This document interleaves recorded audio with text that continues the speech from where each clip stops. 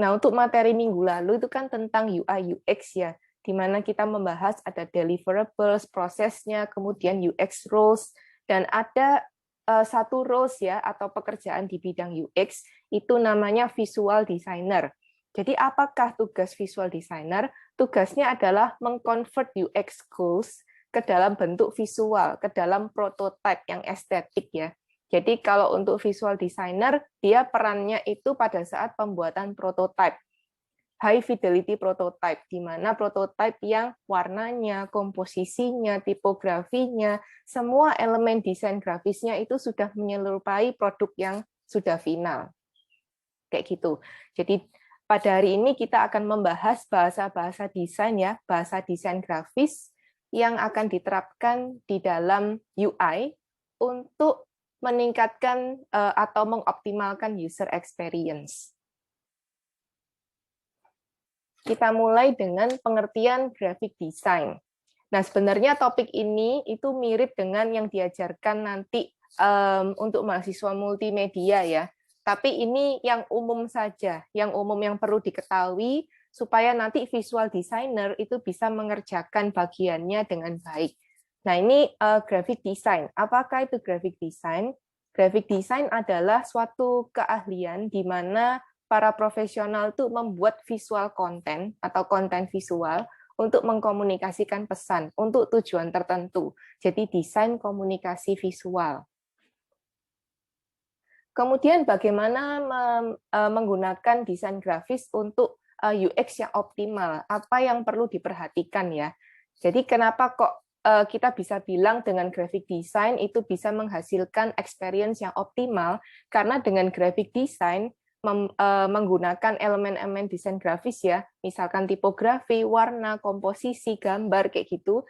Nah, itu semuanya dibuat dengan tujuan supaya interface tersebut menyenangkan atau pleasurable, lalu meaningful, jadi memiliki makna-makna tertentu, dan yang terakhir adalah berguna atau usable. Jadi ini tujuannya ya, supaya pleasurable dalam menggunakan, meaningful, dan juga usable. Dan juga mendukung ini ya, visual processing abilities dari user. Jadi user tuh memiliki kemampuan memproses visual, di mana visual learner yang kita sudah bahas beberapa minggu lalu, itu memiliki prosentase 60% ya untuk visual learner. Jadi kita harus mendukung kemampuan visual dari user. Nah, kemudian ini adalah pertimbangan graphic design ya, graphic design consideration yang akan kita bahas pada hari ini, meliputi teori warna. Nah, kita akan melihat warna ya nanti. Yang kedua tipografi, kemudian layout dan composition, lalu ada prinsip Gestalt dan juga prinsip psikologi. Yang pertama kita akan bahas teori warna.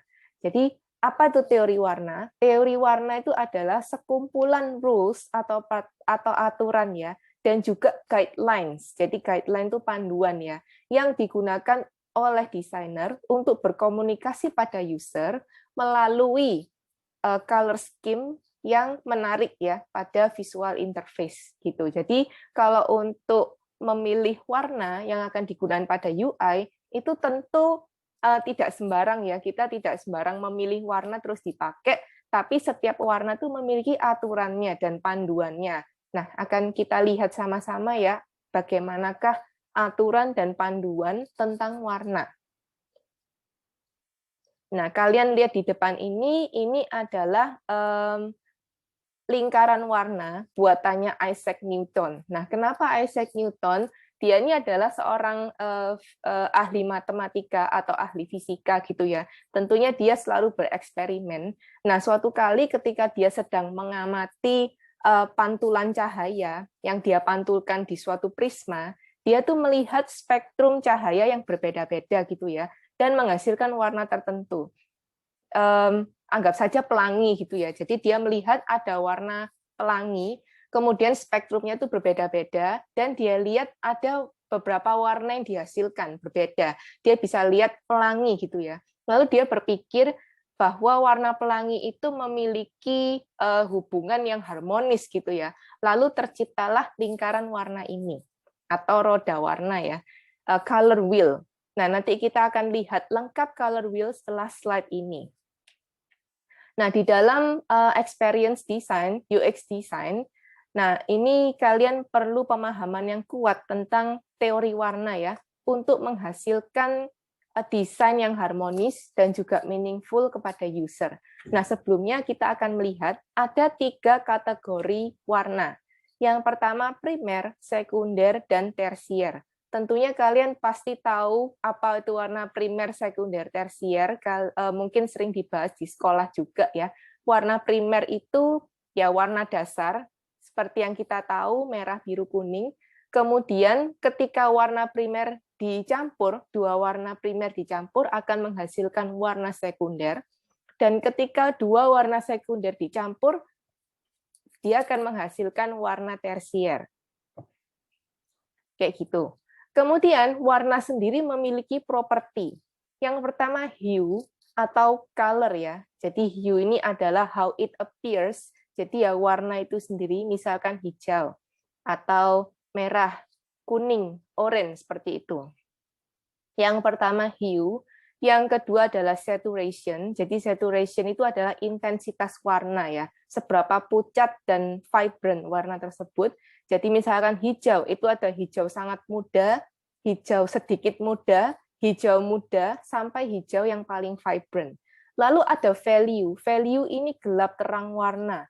Jadi hijau dicampur dengan putih, warna pastel hijau, atau hijau campur hitam, jadi hijau yang gelap. Beda ya, vibrant dengan gelap. Kalau vibrant itu cerah, kalau gelap itu ya hijau gelap, kayak gitu. Nah, kita akan melihat ini adalah color wheel yang lengkap. Nah, tadi ada 3 kelompok warna. Yang ini warna primer, jadi atau warna dasar ya. Ada biru, kuning, dan juga merah. Kemudian ketika kuning dan biru dicampur, dia akan menghasilkan warna sekunder yaitu hijau.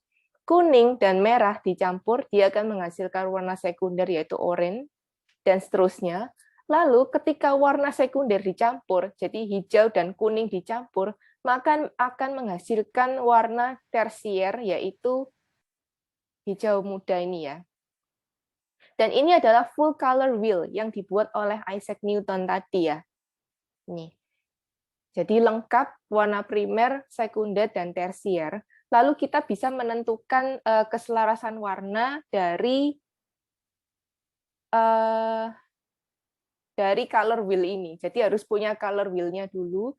Lalu kita bisa membuat keselarasan warna sesuai dengan teori color harmony dari color wheel ini.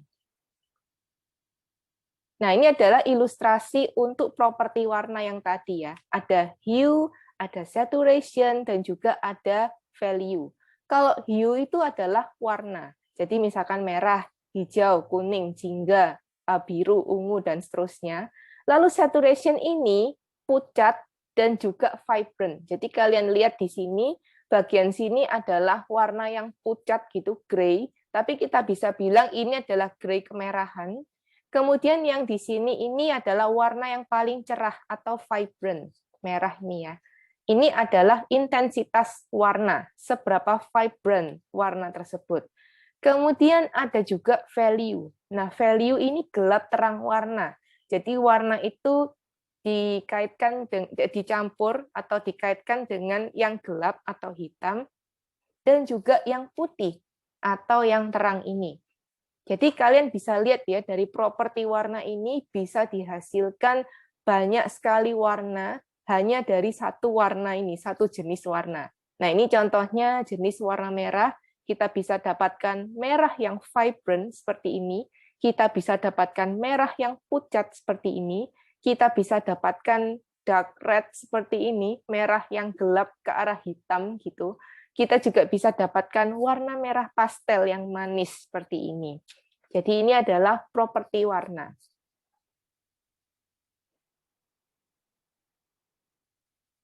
Nah, berikutnya ini adalah color harmony atau keselarasan warna. Jadi kalau di UI kita nggak mungkin pakai satu warna aja ya. Kita pasti menggunakan beberapa variasi warna untuk melengkapi UI tersebut. Misalkan kita butuh membedakan button aktif dengan button yang normal kayak gitu. Maka kita akan butuh warna lain kan. Nah, warna lain itu bisa didapatkan dari color harmony ini. Atau kita butuh membedakan mana yang menu utama dan mana yang sub menu, maka kita gunakan color harmony ini ya untuk melengkapi tampilan UI tersebut. Nah, kita akan melihat yang pertama ada keselarasan warna monokromatik. Jadi kalau ini pilih satu warna, di sini contohnya saya memilih biru, kemudian kita buat warna biru ini menjadi beberapa shades warna atau apa ya? Ke dalam beberapa tahapan warna, gelap terang warna kayak gini. Jadi misalkan ini biru, lalu dibuat misalkan birunya ini ya, lalu dibuat lebih terang sedikit, lalu lebih terang lagi, lalu ini biru yang lebih gelap. Nah, ini monokrom ya. Ini punya kelebihan kalau misalkan untuk user yang visual impaired, misalkan dia nggak bisa lihat warna biru, tapi dia bisa tetap membedakan UI. Kenapa? Ya dari gelap terangnya ini, dari step by step warnanya. Gitu. Kemudian analogus. Nah, kalau analogus ini kalian juga harus punya lingkaran warna. Ambil satu warna, jadi misalkan ambil warna merah, kemudian ambil 3 warna di sebelah warna merah ini. Jadi dalam lingkaran warna ini adalah warna yang berdekatan, bukan berdekatan ya, bersebelahan. Nah, ini adalah analogus ya. Kemudian yang ketiga, keselarasan warna komplement. Jadi kalau keselarasan warna komplement ini, misalkan di sini dipilih warna hijau, maka kita tarik garis lurus gitu ya di lingkaran warna, ketemunya warna apa? Warna merah ya. Jadi ini warnanya hijau merah kayak gitu. Atau kita pilih warna biru di sini. Biru kita tarik garis, ketemunya adalah oranye. Ini adalah keselarasan warna komplement. Kemudian ada lagi keselarasan warna split komplement. Ini sama dengan komplement. Kita ambil satu warna di lingkaran warna, kemudian tarik garis, ketemunya warna apa, lalu di split kiri kanannya. Jadi kita akan dapatkan warna biru, kemudian merah, dan juga orange muda. Jadi ini keselarasan warna split komplement. Kalau kalian lihat ya, keselarasan warna yang bawah, ini akan menghasilkan warna yang unik. Jadi misalkan kalian mau membuat color identity ya untuk suatu perusahaan, nah kalian bisa gunakan split complement, triad, atau tetradik ini, karena warna-warna yang dihasilkan itu unik ya, daripada yang atas. Kemudian yang ini keselarasan warna triadik, kalau komplement kita tarik garis, kalau triadik ini kita bikin segitiga di dalam lingkaran, lalu sudut segitiga itu menunjuk ke warna apa. Jadi kalau ini kita bikin segitiga gitu ya, sama sisi, lalu kita akan dapatkan hijau muda, ungu tua, dan juga merah, kayak gitu. Kalau ini tetradik, ini double complementary. Ini cara mendapatkannya sama kayak komplement gitu. Jadi kita tarik garis red gini, kemudian masing-masing kita split, kiri kanannya dapat apa. Nah ini misalkan kita mau split warna biru dan juga warna oranye, nah kita tarik garis, lalu masing-masing di split, jadi ini warna oranye muda dan juga orange tua. Yang sini juga gitu ya, biru muda dan juga biru tua ke arah ungu. Nah, ini adalah color harmony yang bisa dilakukan atau bisa dipilih ya untuk menciptakan keselarasan warna tertentu. Tentunya ini adalah cara manual atau teori yang harus kalian ketahui. Kalau di luar sana banyak web ya interaktif gitu yang memungkinkan kita membuat keselarasan warna ini. Gitu. Jadi kalian bisa putar-putar lingkaran warnanya, lalu kalian juga bisa mainkan saturation dan juga hue dan juga value-nya. Banyak sih ya contoh-contoh di sana, kalian bisa cari ya. Keyword-nya apa ya? Color wheel gitu aja.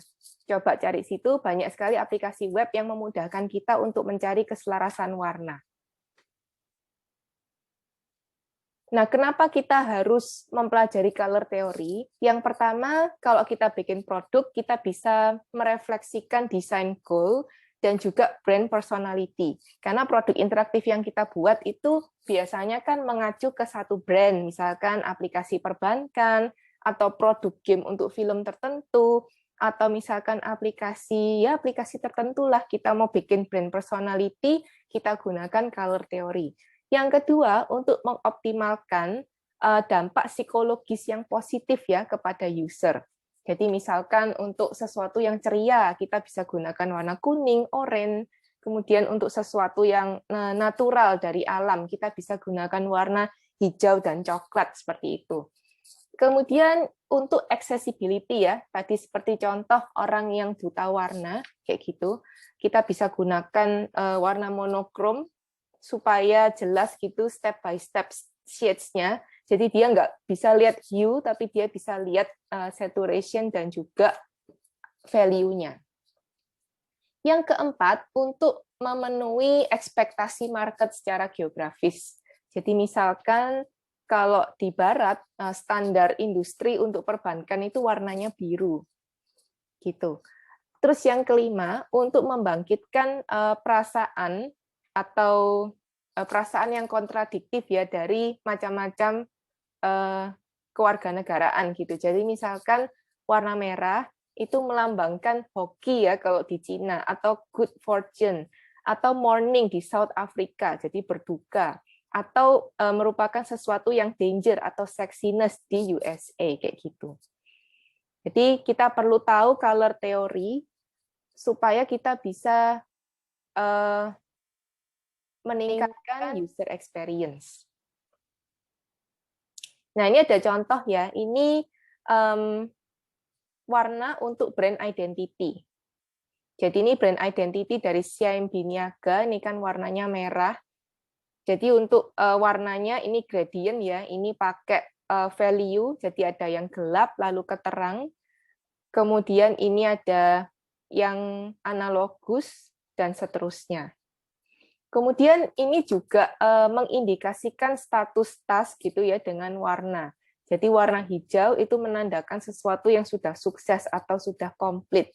Atau ini on off gitu ya. Kalau gray ini kita bisa tahu ini off, dan kalau menyala ditandai dengan warna hijau. Kemudian kita juga bisa menggunakan lingkaran warna dan propertinya untuk menciptakan keselarasan yang unik, yang berbeda dari yang lain. Kalau kalian lihat ini keselarasan warnanya cukup unik ya, gitu. Jadi menghindari juga kesamaan dengan brand lain. Kita bisa menciptakan keselarasan yang unik, gitu. Kemudian ada best practice untuk UI, yaitu minimalis ya, less is more. Kita bisa mensimpelkan color scheme untuk meningkatkan user experience, karena kalau punya banyak warna itu ada impact atau ada dampak negatifnya ya. Contohnya ini, nah ini kan simple ya, dia pakai warna merah, lalu dimainkan saturation-nya aja, sudah kayak gitu. Tapi tetap bisa membedakan antar elemen. Jadi intinya jangan pakai banyak warna, karena less is more, gunakan sedikit warna. Dan juga sesuai fungsi ya tentunya. Misalkan aku pakai warna sedikit, terus untuk success button-nya aku ya udah pakai warna ungu. Ya kita bisa gunakan elemen yang kecil-kecil itu pakai warna yang sesuai. Jadi misalkan red untuk danger, hijau untuk sukses gitu ya, kuning untuk warning dan seterusnya. Tapi untuk UI utamanya itu gunakanlah warna yang minimalis. Nah, itu untuk warna. Apakah ada pertanyaan untuk warna?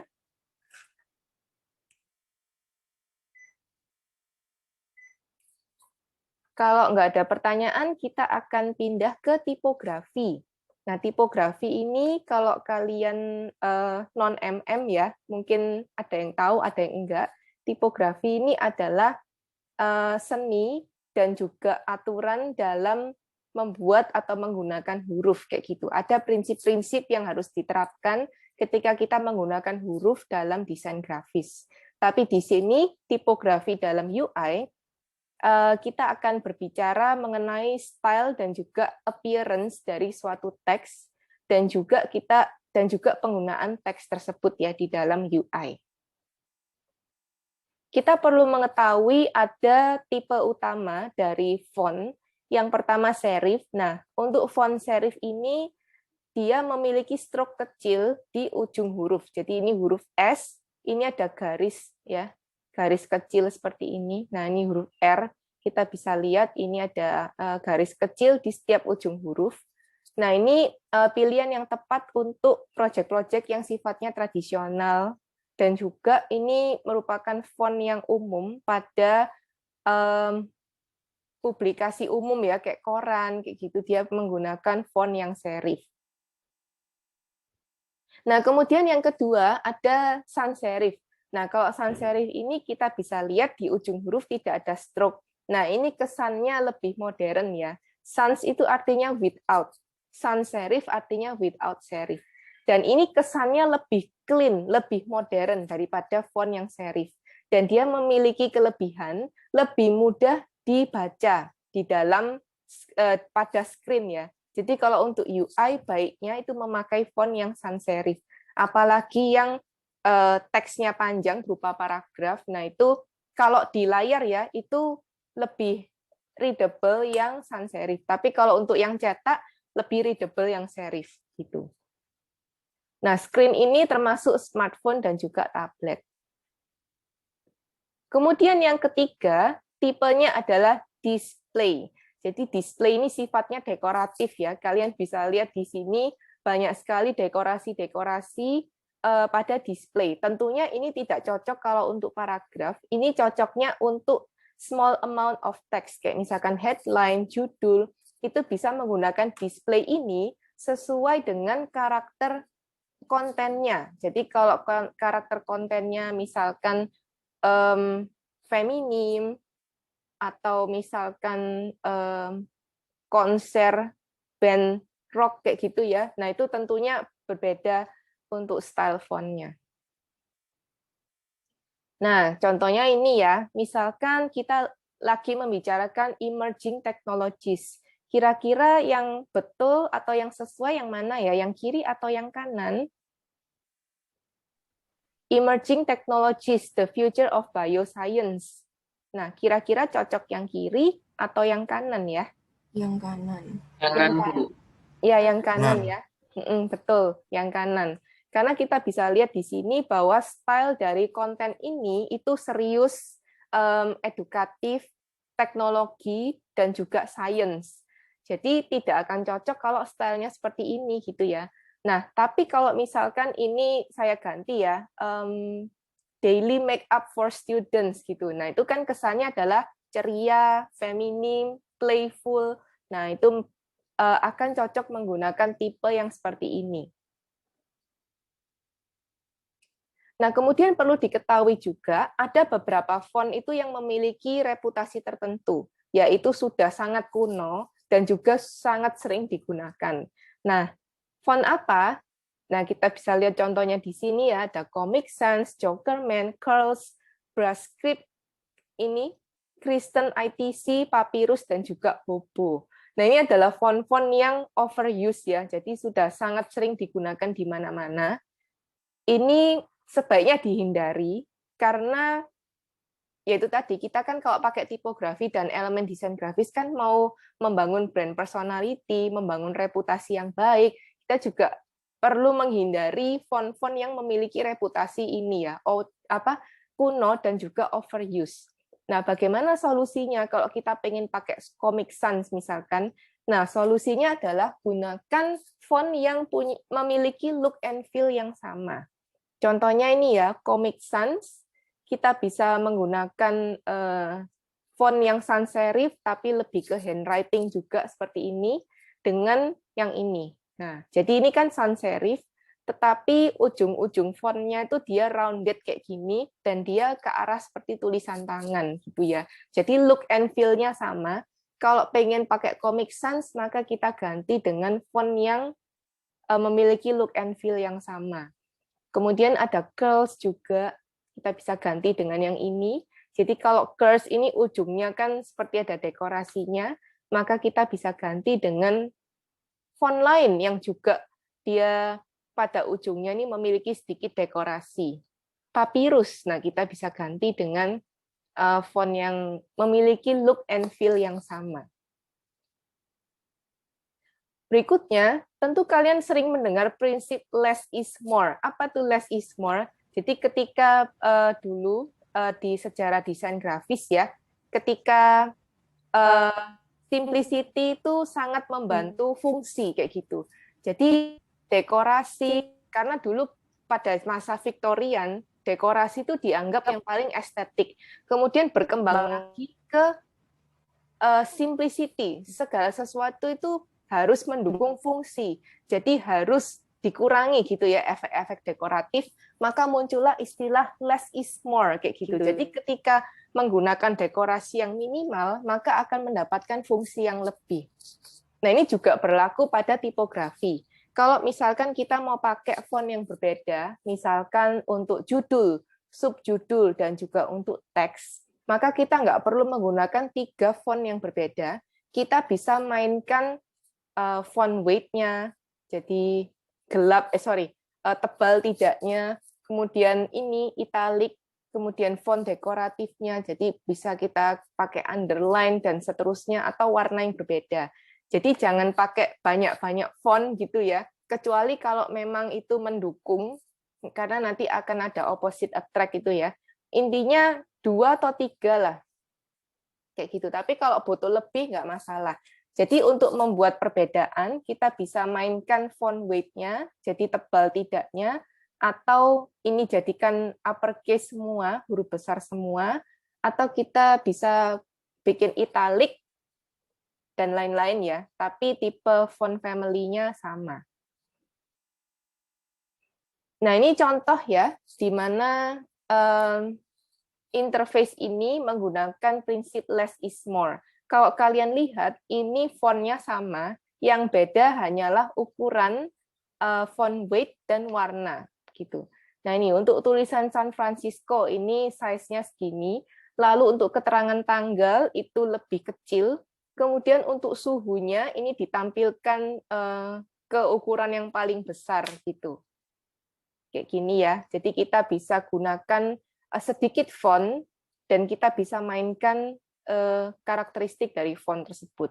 Lalu ini juga jadi untuk judulnya dan juga isinya itu beda font weight. Yang ini bold, yang ini regular. Nah, lalu ada istilah lagi opposite attract. Apa itu opposite attract? Jadi kita mengkombinasikan font style itu yang beda, tapi komplement, melengkapi gitu ya, saling melengkapi. Jadi contohnya ini ya, sesuatu yang bold dengan sesuatu yang light. Jadi kita di sini nggak pakai spasi, tapi kita hanya membedakan style dari font ini. Dan ini menciptakan efek estetik tersendiri. Kita juga bisa mengkombinasikan sesuatu yang berbeda, misalkan sans serif dengan serif. Jadi ini untuk judulnya sans serif, teksnya serif. Ini untuk satu chapter pada buku. Lalu tall with short. Jadi ini ada tall, lalu ini short. Kemudian dekoratif dan simple. Jadi ini untuk tulisan save the date, ini pakai dekoratif, lalu isinya pakai simple. Jadi kita bisa menggunakan opposite attract ini ya untuk menarik, untuk membuat suatu tampilan itu menarik. Kemudian ada juga hierarki. Jadi kalau hierarki itu adalah tingkatan ya. Kalau kita melihat arti dari hierarki. Nah, tapi kalau hierarki di graphic design ini digunakan untuk memandu reader's eye ke apa yang paling penting. Jadi misalkan kita lihat yang kiri dulu ya, yang kanan jangan dilihat dulu. Jadi kalau ini itu beratnya sama, jadi ukurannya sama semua. Tapi kita bisa membantu user, membantu pembaca untuk menemukan apa yang penting terlebih dahulu, kayak gitu. Jadi misalkan dalam suatu kartu nama atau bisnis card kayak gini, yang terpenting adalah nama dan juga jabatannya gitu ya. Jadi yang pengen kita lihat di suatu bisnis card itu yang utama adalah namanya. Maka di sini nama adalah bagian yang terpenting. Jadi di sini nama dibuat paling tebal. Kemudian untuk opposite attract-nya, maka kita pakai yang tipis gitu ya. Kayak gitu. Jadi ini yang tebal dan yang tipis. Nah, dalam hierarki, item atau objek yang tingkatannya tinggi itu biasanya lebih besar, lebih bold, atau lebih berbeda ya. In some way, misalkan bedanya dia lebih bold, dia uppercase, dia lebih dekoratif, kayak gitu. Intinya dia lebih berbeda.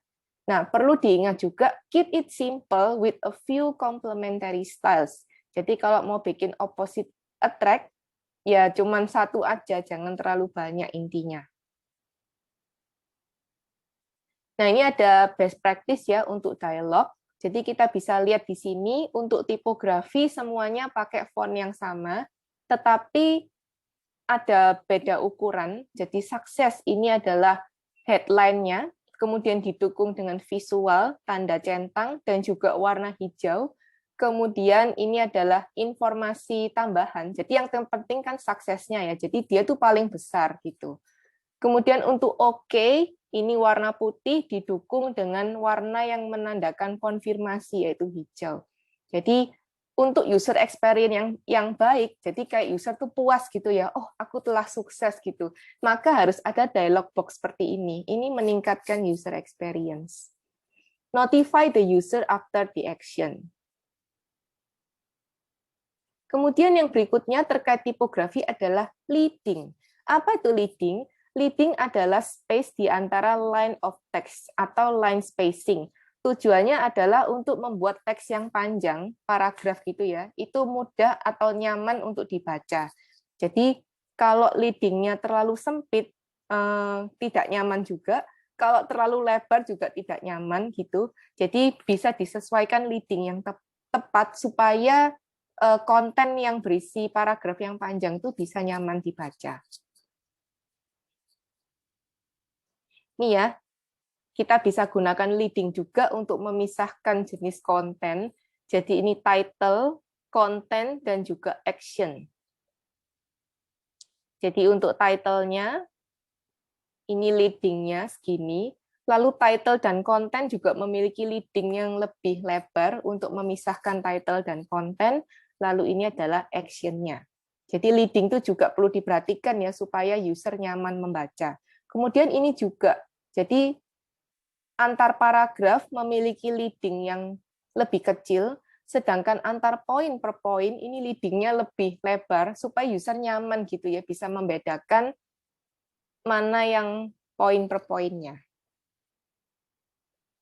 Kemudian ada lagi tracking. Jadi tracking ini adalah jarak keseluruhan antara karakter. Jadi jarak antar huruf ya kalau tracking ini. Dan kita bisa gunakan tracking ini, bisa dilebarkan, bisa disempitkan untuk menciptakan efek artistik tertentu. Jadi contohnya kita bisa lihat di sini ya. Ini adalah condensed spacing. Jadi spacingnya itu dirapatkan gitu ya dari title ini. Nah ini menciptakan efek estetik tertentu ya. Karena ini dia sebagai title, dia di tengah kayak gitu. Maka ini dirapatkan gini menciptakan efek estetik tertentu. Kemudian kalau kalian lihat di sini, nah ini ada loose spacing di dalam title ini ya, sign into your account. Ini menciptakan efek justified. Kalau tidak di loose, maka sign into your account-nya ini akan sempit, maksudnya lebih pendek ya. Dan karena kita mau menciptakan efek estetik, kita bisa melebarkan tracking-nya. Jadi kayak gitu. Kemudian ada juga kerning ya. Kalau kerning ini sama kayak tracking, dia jarak antar karakter. Bedanya adalah jarak antar karakternya ini berbeda-beda. Kalau tracking kan kita bisa atur ya, misalkan 25%, 50%, 100%. Kalau kerning ini tiap hurufnya berbeda. Jadi kita bisa lihat ini ya, misalkan jarak antara K dan E. Ini lebarnya segini. Misalkan ini 0,1. Kemudian jarak antar E dan R, ini kira-kira 0,5 poin. Lalu N dan I, ini kira-kira jaraknya 0,7 poin. Kenapa kok beda? Karena kalau misalkan huruf yang miring, disandingkan dengan huruf yang round, itu memiliki efek visual seolah-olah dia sudah punya space. Makanya dia cuma butuh space yang kecil. Kemudian kalau I dan juga N, itu dia menciptakan efek hurufnya tuh berdempetan gitu, karena dia vertikal. Maka dia butuh jarak antar huruf yang lebih besar. Nah, ini bisa dicapai pada saat mendesain huruf gitu ya. Jadi misalkan kalian membuat atau membuat efek dekoratif ke suatu title, perlu diperhatikan kerningnya juga, supaya jarak antar huruf ini secara visual bisa tampak sesuai. Nah, ini bisa kita lihat bad kerning ya. Kalau kita lihat ini kerningnya buruk ya, karena setiap huruf terasa memiliki jarak yang berbeda-beda. Gitu. Kalau ada judul yang seperti ini, tentunya nggak nyaman bagi user ya untuk melihat tulisan seperti ini.